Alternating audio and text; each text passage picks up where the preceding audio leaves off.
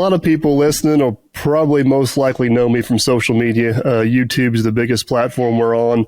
And I don't think I'm completely unusual in naming equipment. A lot of people name their equipment and different things. And we've done that way before we were ever on social media. But a while back, we started building a custom truck, and it became named Lieutenant Dan. And everybody always thought that was from Forrest Gump. It's a Forrest Gump reference, right? And it kind of actually has a little bit of a different meaning. The truck was an old Navy truck. I've been told several times that I've messed up the rank on this, something horrible, but we called it Lieutenant, and for its service. And then my father that ended up getting passed away or ended up getting killed in a tragic accident, his name was actually Dan. So I kind of a tribute to him. We called it Lieutenant Dan.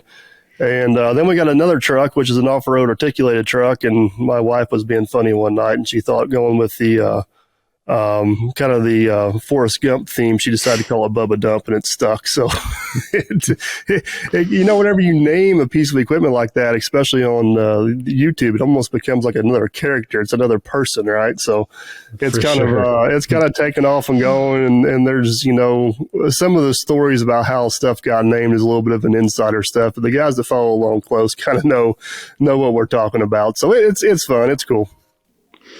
That's fun. Sounds like you're going to have that truck forever. How do you dispose of a truck with that name? It definitely makes it, whenever you name something, it definitely becomes more part of the family. And there's several pieces of equipment we don't have names for, and they're the ones that kind of come and go a little more often. But I catch a lot of grief on the channel for not having Lieutenant Dan done, but it's a hobby truck. I like building stuff. I like working on stuff. And unfortunately, other things take priority sometimes. So you just kind of got to do what you can when you got time. So we'll get to it one of these days. We'll get her finished up. Do you put like logos on it or anything like that? So the A30C, which is Bubba Dump, the grill was actually busted out of it.